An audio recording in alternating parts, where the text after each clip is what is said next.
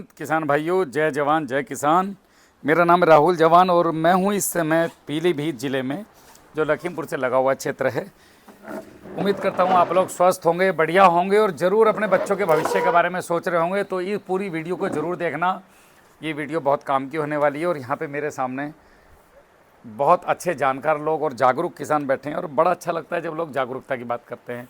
आज भारत की कृषि गड्ढे में जा रही है, कोई कुछ भी कहता रहे, लेकिन वास्तविकता धरातल पे ये है कि मैं लगभग इतने टायर घिस चुका हूँ गाड़ियों के कि कोई भारत का जगह ऐसी बची नहीं है जहाँ मैं गया नहीं हूँ।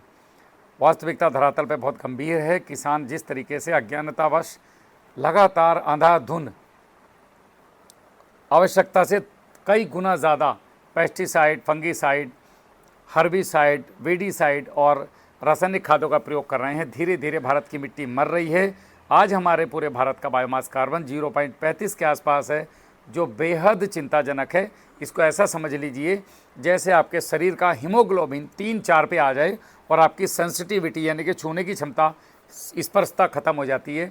आज हम उस कगार पे हैं। अगर हमने इस हीमोग्लोबिन को यानी कि इस बायोमास कार्बन को नहीं बढ़ाया तो आने वाले समय में हम कृषि में ना कुछ उगा पाएंगे, ना कुछ खा पाएंगे और आने वाला भविष्य बहुत खतरनाक होने वाला है। हमें आज जागरूक होने की ज़रूरत है। जितने प्लेटफॉर्म मिलते हैं उनको यूज़ करके अपनी कृषि को ठीक करने की ज़रूरत है। उसी विषय पे हम पूरी आज चर्चा करने वाले हैं। आप सभी का बहुत बहुत धन्यवाद। नमस्कार। आपका एक परिचय चाहिए मुझे, आपका परिचय नहीं आया हमारी पुरानी वीडियो में। सर मेरा नाम जितेंद्र सिंह जी। हाँ जी। मैं ज़्यादा मुख्य फसलें हम लोग वही गन्ना या केला, गेहूँ। आपका गाँव कौन सा है? गिल पंजाब फार्म पड़ता है, कबीरगंज में ही। अच्छा, कबीरगंज हाँ में आता है। जी। ये कबीरगंज का एरिया का? हाँ जी, जहाँ मैं बैठा हूँ। जी जी। बहुत बढ़िया। तो आप क्या केमिकली फार्मिंग कर रहे हैं अभी की? हाँ जी, थोड़ा प्रयास किया था 2-3 साल से, जैसे आपकी वीडियो देख के। मेरी और वीडियो देखते हैं थोड़ा आप? हाँ जी। और गुरप्रीत सिंह है दबड़ी खाने वाले, हाँ, हाँ। उनके से तो लेकिन ये हुआ कि हालातों के हिसाब से जैसे थोड़े में करते हैं तो वो सेटिंग नहीं बन पाती। ओके। तो उस मैं चक्कर आज में setting बना दूंगा हाँ जी। अभी हम बात कर रहे थे गन्ने की, इसके बाद हम चैप्टर लेंगे केले का, है ना? पहले गन्ने को समाप्त कर लेते हैं। गन्ना जो है घास की प्रजाति है, बैम्बू की प्रजाति। पहले हमें ये देखना है हम कौन सी किस्म बो रहे हैं। अर्ली में जा रहे हैं जहाँ हम फिर सामान्य में जा रहे हैं। इस प्रजाति की डिमांड कितनी है? हमें कोशिश करनी है कि ज़्यादातर इसकी डिमांड हमें वर्मी कंपोस्ट, गोबर की खाद, हरी खाद, इससे पूरा करना है। कैसे करना है वो मैं आपके सवालों के जवाब एक एक करके आप प्रश्न पूछते जाएंगे, जवाब मैं आपको देता जाऊंगा। एक बढ़िया गन्ने का उत्पादन कैसे लाना है, उसके लिए छोटे मोटे 2-4-5 सूत्र हैं। अगर आप उनको फॉलो कर लोगे तो कभी आप गन्ने की खेती में बिल्कुल भी किसी से उत्पादन में आप पिछड़ेंगे नहीं। पहला सूत्र है, आप गन्ने की जो खेती कर रहे हैं, गन्ने की खेती आप हरी खाद बुवाई करके करें। भले आप उतने दिन के लिए पौधा तैयार करके एक ट्रे में बना लें और उसके बाद आप खेत में लगाएं। उतने दिन के लिए आप हरी खाद बो लीजिए। लोग कहते हैं ना कि जी टाइम नहीं है, तो ये एक अच्छा विकल्प आपके पास है। दूसरा, आपके खेत में जब आप गन्ने की खेत की तैयारी कर रहे हैं तो तैयारी में आपको सारे मित्र फफूंद जैसे ट्राइकोडर्मा हर्जिनम विरिडी, सुडोमोनास और Bacillus subtilis, PMLS nematode, Beauveria bassiana, Metarhizium anisopliae, Verticillium lecanii, Bacillus thuringiensis, इन सबको गोबर की खाद पे डाल के 10-15 दिन रखना है। कितना? 1 एकड़ के लिए मात्र 10 कुंटल पर्याप्त है भाई साहब। 2-2 कुंटल की या एक ज़्यादा भी कम है तो 1-1 कुंटल की 5 ढेरियाँ आप बना लो। सभी को अलग अलग मल्टीप्लाई कर लो और 5 भी ढेरी पे डालना है आपने भूमित्र का कंसोर्टिया, जिसमें नाइट्रोजन के 4 बैक्टीरिया, एजिटोबैक्टर, एसिटोबैक्टर, राइजोबियम और राइजोस्पेरलम, पीएसबी, केएसबी, जेडएसबी और अपना एसएसबी, सल्फर का, जिंक का और पोटाश डीएपी वाले, और एक हो गया डिकम्पोजर। ये 5 ढेरियों को आपने मिला लिया और आपने इसको, जब आप खेत का पलेवा कर रहे हों, पलेवा करने के बाद जब आप खेत में, आले खेत में, गिले खेत में, नमी वाले खेत में जब आप जुताई करते हैं, उस समय में आपने इसको फेंक दिया और जुताई कर दिया। तो पहला प्रोटेक्शन तो आपने यही लॉक कर दिया बीमारियों का 100%। आपको अब कोई कीटनाशक, कोई फंगिसाइड ज़मीन में डालने की ज़रूरत नहीं है। अब बात आती है खेत की बुवाई की। तो खेत की जब हम बुवाई करते हैं तो आप गन्ने के जो पीस काटते हैं, अब देखो ये बात कहना कितना, पंजाबी में कहावत है कि कहना सोखा करना औखा। वीडियो में बैठ के कुछ भी बोल देना बहुत आसान है, बट उसको जब धरातल पे करते हो तो पता चलता है। हमने जब पहली बार बीज ट्रीट करने की सोची तो हमारी जीभ बाहर आ गई। हमारी देसी भाषा में बोलते हैं जीभ बाहर आना, मतलब हालत ख़राब होगी महाराज। इतने सारे बीज को, 40 कुंटल गन्ने को यार मैं कैसे तो ड्रम में डुबाऊँ और कैसे निकाल लूँ, और लेबर फिर फड़ने को तैयार नहीं है उसको, बोले जी गिल्ला नहीं पकड़ेंगे। कुछ बुद्धिजीवी बोलेंगे मशीन से बुवाई कर लो, मशीन से बुवाई करी तो वो काची छोड़ जाती है, कहीं कहीं डबल डाल देती है, मोटा गन्ना फंस जाता है। ड्रामे हैं अच्छे खासे। इस बार मशीन से आलू बुवा दिया था, बड़े नुकसान में रहे भाई साहब, तो वो भी नहीं चलेगा। हमने फिर एक रास्ता निकाला कि हम क्या करें। हम लोगों ने क्या किया कि गन्ने को जैसे काटते गए तो हमने एक कंट्री रख ली 5 लीटर की अपने पास, ये 15 लीटर वाली टंकी। इसके अंदर हमने सारे कल्चर डाल दिए, 3-3 लीटर, 3 पंजे 15 फुल भर दी। अब जैसे एक बंदा हमने फ्री छोड़ दिया, 3-4 जगह बीज पहनते हैं लोग, हमने बोला भाई तेरा काम है गन्ने पे स्प्रे करते जाना, इस पे पेंट हुए पे, तो जितना पहनते जा रहा है उतने पे स्प्रे होते जा रहा है। सारे कल्चर से वो ट्रीट हो गया। अब आप इस गन्ने को बो, तो दूसरा लोक लगा दिया आपने, बोलते ना 7 ताले लग गए, तो 2 ताले लग गए। उसके बाद में तीसरा ताला हमने लगाना है कब, जब हम गन्ना बोने जा रहे हैं तो गन्ने के खूड़ में एक एक बोरी, फिर आपके पास ये सारे कल्चर, एक किसान के पास गोबर की उपलब्धता होती है, नहीं भी होती तो खरीद के दवाई बनाने में कुछ नहीं जा रहा है। एक एक तसला भी लिया ना बाजी तो भी बहुत है, गोबर में ये बहुत ज़बरदस्त सर्वाइव करते हैं। तो ये 5 ढेरी लिया, और गन्ना बुवाई से पहले जो भी आप खाद डाल रहे हैं, जैसे आप DAP डालें तो भट्टी खाद बना के डालें, पोटाश डालें तो भट्टी खाद बना के डालें, जो भी आप डाल रहे हैं, फेरस सल्फेट है उसको पहले भट्टी खाद बना लें, उसका हम चार्ट आपको अवेलेबल करवा देते हैं। बस आपने उसके साथ ही इसको मिला करके डाल दिया, ऊपर से गन्ना रख दिया, 2-2 इंच मिट्टी चढ़ा दो, और शादी वाली बो रहे हो तो अपना मेढ़ा मार दो। अब आप बीमारियों से तो मुक्त हैं, मेरी जिम्मेदारी पे। जैसे ही पहला पानी आएगा, पहले पानी पे आपने फिर यही आधा बोरी लेनी है। वो बोरियों की जरूरत, कुंटलों की जरूरत नहीं है, बस 2.5 बोरी 1 एकड़ के लिए। 2.5 बोरी मतलब यूरिया की जो बोरी होती है, ऐसे, या 2-3 छबड़े मान लो, थोड़ा थोड़ा ले लो, एक एक तसला 5 में से। अब ये 5 तसले को पानी देने के बाद, या फिर शाम के समय में, दोपहर में नहीं डालना, थोड़ा थोड़ा चूरन जैसा डालते चले गए, तब ये समझिए कि आपने डायरेक्ट 5 कल्चरों के वहाँ ड्रम चला दिया, या आप बरहे पे रख करके पानी के साथ छोड़ सकते हैं अगर आपके पास वो सुविधा है लेके जाने की। तो पहला लोक, दूसरा लोक, तीसरा लोक, चौथा लोक लग गया। अब ऐसा अगर आप पलेवे पे कर दें, पहले पानी पे कर दें, और मिट्टी चढ़ाई पे कर दें, यही 5 ढेरियाँ मिट्टी चढ़ाई पे भी डाल दो आप जड़ों में, मेरी गारंटी है कि आपके गन्ने के खेत में नीचे से कोई बीमारी नहीं आएगी। दुनिया की कोई फंगस, कोई कीड़ा आपके फसलों को तंग नहीं करेगा। अब बात आती ऊपर वाली, तो ऊपर वही सुडोमोनास, फिर BBM अपना स्प्रे अमावस्या पूर्णिमा मारते जाओ। एक सूत्र और आपको बताता हूँ, जब भी आपको बुवाई करनी है किसी भी फसल की इस दुनिया में, वो हमेशा चांदनी रात में करें। ऐसा मैं प्रैक्टिकल कर चुका हूँ अपने जीवन में।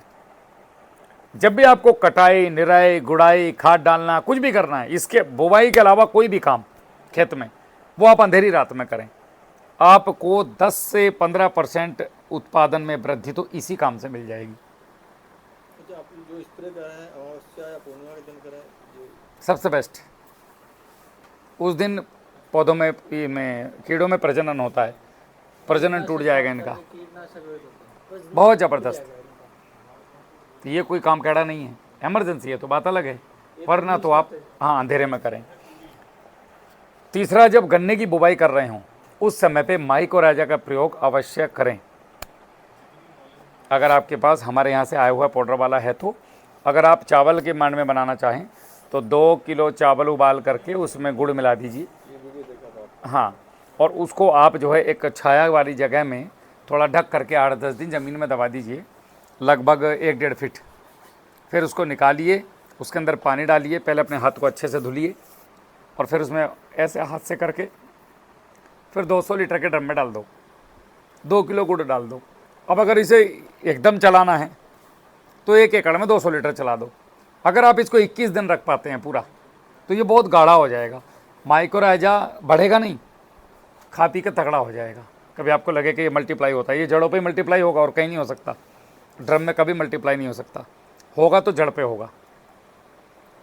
अब आप इसको 4 एकड़ में भेज सकते हैं, फिर 21 दिन के बाद 50 लीटर 1 एकड़ में, भयंकर जड़ें निकल जाएंगे भाई साहब। आप बोलोगे साला ये क्या पागलपन है। या फिर आप वो लेकर के नीचे डाल दो। हाँ जी, डीपी वगैरह तैयार की है, उसके साथ मिला के इसको दे सकते हैं, अलग ही देना पड़ेगा? दे सकते हैं, कोई दिक्कत नहीं है। जहर किसी भी जहर मुक्त चीज़ को किसी के साथ भी मिला के दे सकते हैं। अब बात आती है आगे वाली, मैं थोड़ा सा बैठा, आगे वाली बात हो गई कौन सी। अब गन्ना आपका जमने वाला है, तो आपने गन्ने में खाना पीना सब दे दिया। अब बात आती है हार्मोन्स वाली कि भाई टिलर निकाल, टिलर के बाद में भाई अब रुक जा, बढ़भार कर, गलत दोस्तों की संगत मत पकड़। गलत दोस्त कौन होते हैं? जब गन्ना बोने के बाद, जब गन्ने की पोगी 30 से 35 दिन की होती है, तो 60 दिन तक उसकी संगत में गलत लोग आते हैं। जैसे हमारा बच्चा जब वो 12 साल का होता है, 12 साल से 20 साल तक उस पर ध्यान रखने की ज़रूरत है। ये उसके संगत में बड़े गंदे गंदे लोग आएंगे और वो पहचान नहीं पाएगा। तो गुरु का काम है, ओए वो लड़के गलत हैं, उनके साथ नहीं खड़ा होना। तो गन्ने की जो 2 पोरी आएंगी 45 दिन होते होते, नीचे की छोटी छोटी होंगी 2-2 इंच की, ये इसके वो खराब दोस्त हैं। इन 2 पोरियों में से जितने भी ट्रेलर आएंगे वो दिखाई देंगे, आपको गिनती करोगे 1 2 3 4 5 6 7 5 25 टिलर। हूँ वेखो वीडियो भराओ 25 टिलर। ओ भाई तो उस दिन वीडियो डालना जिस दिन गन्ना काट रहा है। ये सब बेवफा दोस्त हैं, जो इनमें से कुछ भट्टे पे नौकरी करेंगे, कुछ छोले की दुकान लगाएंगे। ये पढ़ने लिखने वाले नहीं हैं, ये बच्चे को बिगाड़ने, ट्राली बनने में छूट जाते हैं। हाँ ये बच्चे को बिगाड़ने वाले हैं। मतलब ये गन्ने में टिलर नहीं आए, इसका ध्यान कौन रखेगा? गुरु। गुरु कौन है? हार्मोन्स। अब या तो अपनी ज़मीन का बायोमास ठीक कर लो, या फिर ऐसे हार्मोन्स इसके ऊपर दो जो ये बेवफा दोस्तों को आने ही ना दे। जैसे गन्ना गुरु। गन्ना गुरु में वो सारी चीज़ें हैं जो केवल गन्ने बनेंगे वही टिलर निकलेंगे, वरना तो निकलने देगा ही नहीं उनको, बेवफा दोस्तों को। ये बेवफा दोस्त क्या करते हैं कि ये राशन पानी तो पूरा खींचते हैं और आगे चल के ये सूख जाते हैं, खेती भी भरा हुआ लगता है। तो गन्ना गुरु का काम है सभी दोस्तों को बराबर लेके चलना, सभी की मोटाई बराबर लेके चलना। कोई आगे, जैसे मास्टर, वहाँ कोई सिख है, कोई अलग कास्ट का है, कोई स्कूल में सब बराबर हैं, फौज में हमारे यहाँ सब बराबर हैं। कोई कितने बड़े घर का आदमी हो, सावधान खड़ा हो जा, तेरे औकात दिखा दूंगा नहीं तो वहाँ उस्ताद है वो सामने, सब बराबर हैं। ऐसे ही गन्ना गुरु क्या करता है, सब गन्नों को बराबर लेके चलता है। आपको ऐसा लगेगा कि कैंची से कटा हुआ है गन्ना, मतलब ऐसा कैसे हो सकता है कि 8 गन्ने और 8 के गन्ने सेम, एक दूसरे का क्लोन टाइप में। यह हार्मोन्स का खेल है। तो यहाँ आपने ट्रिलिंग के लिए हम ज़मीन के लिए कुछ हम लोगों ने मिनरल्स, ह्यूमिक, फुलविक, इन सब चीज़ों का एक कॉम्बिनेशन उस किट में दिया हुआ है।